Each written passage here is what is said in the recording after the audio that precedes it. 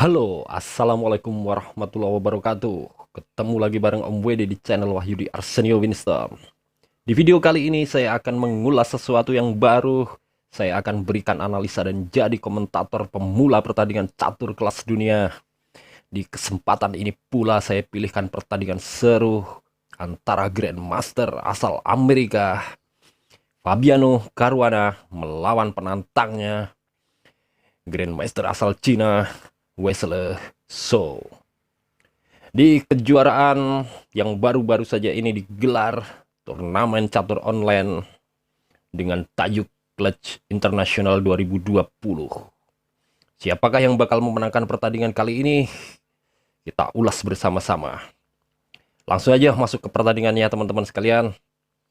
Caruana di sini pegang putih dan So pegang hitam. Caruana memulai permainan dengan pion E4. Dijawab So dengan C6. Terciptalah pembukaan Caro-Kann defense. Di langkah kedua tampak sekali Caruana hendak menguasai lajur pusat dengan memainkan pionnya ke D4.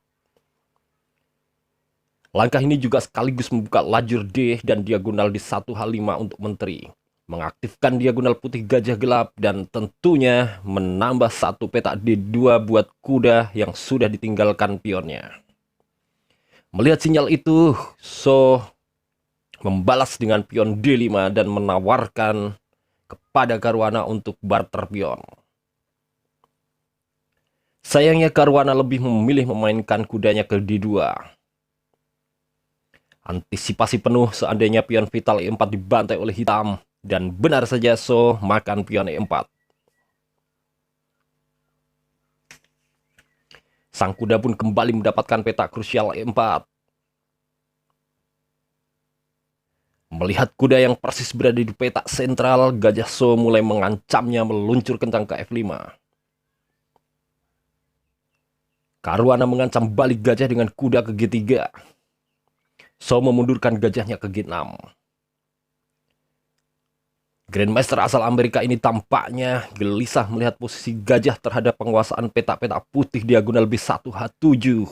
Dia mencoba mengejarnya dengan pion H4. Coba mengembangkan perwiranya, artinya So bakal kehilangan gajah petak terangnya. Oleh karenanya, So membuka jalan sembunyi buat gajah dengan memajukan pionnya ke H6. Sampai di sini teman-teman sekalian, kejar-mengejar antara kuda Caruana dan gajah So sementara agak tenang. Selanjutnya Caruana memainkan kuda ke F3. Tentu saja So mengimbanginya dengan kuda D7 supaya kontrol petak pusat tetap terjaga. Upaya untuk melemahkan tekanan hitam di pusat dan usaha menonaktifkan gajah So pun mulai dilakukan Caruana, memaksa pertukaran gajah petak terang ke D3. Suka tidak suka, So memukulnya. Dipukul balik oleh Caruana dengan menteri.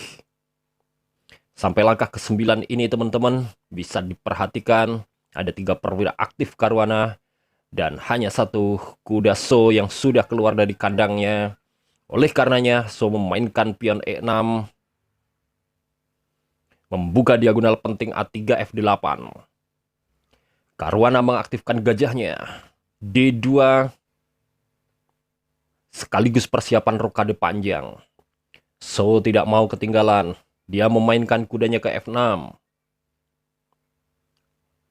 Upaya untuk menempati petak D5 yang sangat strategis. Putih rokade panjang sesuai rencana. Dibalas hitam gajah E7 juga persiapan rokade pendek. Langkah umum dilakukan Caruana mengamankan rajanya ke B1. So rokade pendek. Permainan masih berlangsung tenang. Baru di langkah berikutnya Caruana mulai mengajak pertukaran kuda ke E4. So menerimanya, kuda kali kuda. Dimakan balik oleh menteri. F6 ditepati ulang oleh kuda sembari mengancam menteri putih dan opsional menguasai petak-petak putih di langkah-langkah berikutnya. Menteri mundur ke E2. So memainkan menterinya juga ke D5. Di langkah ke-16, Caruana melakukan gerakan sunyi penuh arti kuda ke E5. Tawaran untuk so makan pion D4 atau G2. Tapi pecatur Cina ini lebih memilih langkah tawaran balik pertukaran menteri di E4. Baiklah teman-teman, saya berikan analisa singkat dulu seandainya tawaran dari Caruana diterima oleh So. Dan apabila So pukul pion D4, maka gajah Caruana pun akan pukul pion H6. Discover attack terhadap menteri. Menteri ke D4. Menteri pukul menteri. Kuda kali menteri sembari ancam pion yang terletak di F2. Gajah tarik ke E3. Dan semuanya masih aman-aman saja buat putih. Sedangkan laju pion di lajur H cukup membahayakan pertahanan So. Karena lajur ini mutlak dikontrol oleh beteng di H1. Dan seandainya So memukul pion G2, lebih kurangnya yang terjadi seperti ini. Gajah kali pion H6. Langkah terbaik So mengajak pertukaran menteri ke E4. Gajah menutup ke E3. Beteng di D8.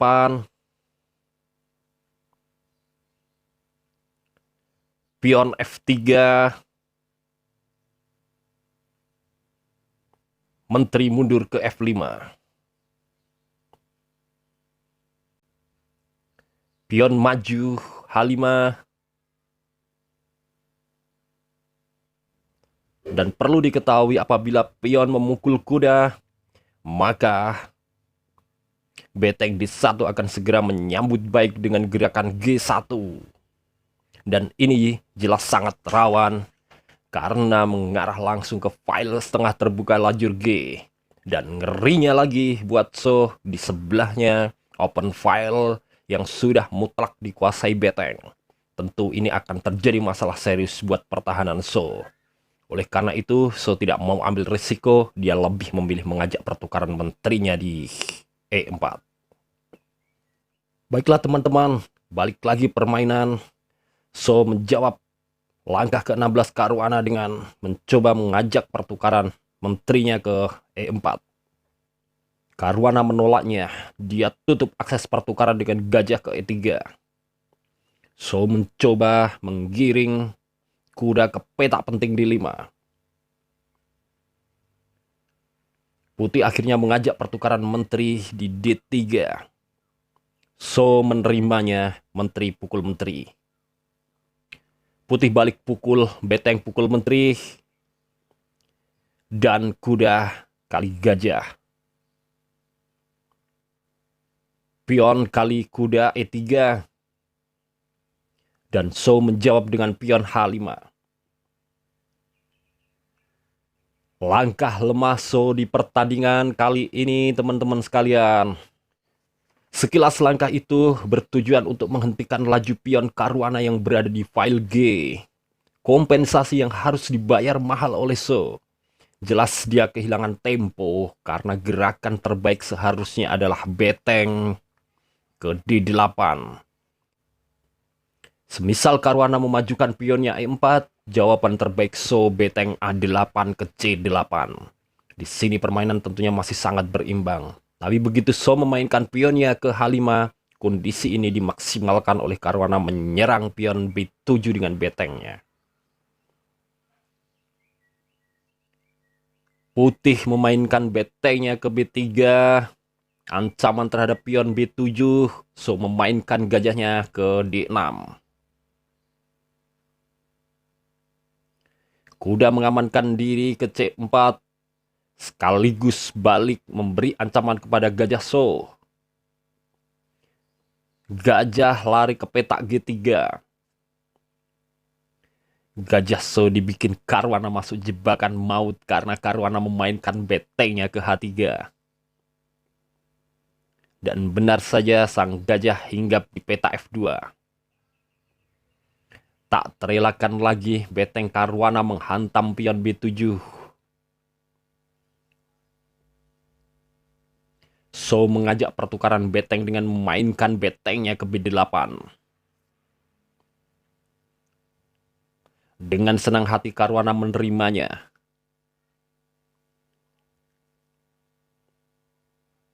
Beteng pukul benteng. Dan setelah langkah kuda Karwana ke E5, dan di sini So menyerah. So menyerah karena gerakan kuda yang mengancam pion C6 yang relatif sangat lemah. Semisal pion di cover beteng C8, kuda akan balik menyerang gajah ke D3. Dan gajah pun benar-benar masuk ke jurang yang dalam. Tak bisa berbuat banyak begitu Raja Putih mulai mendekatinya. Baiklah teman-teman sekalian, jika kamu suka dengan video catur seperti ini, silahkan klik like dan tekan tombol subscribe, nyalakan pula notifikasinya, dan berikut beberapa video catur kelas dunia yang tentunya kamu suka. Dengan menekan video yang tertera di sisi layar. Salam Gens Unasumus, kita adalah satu keluarga. See you di next video berikutnya.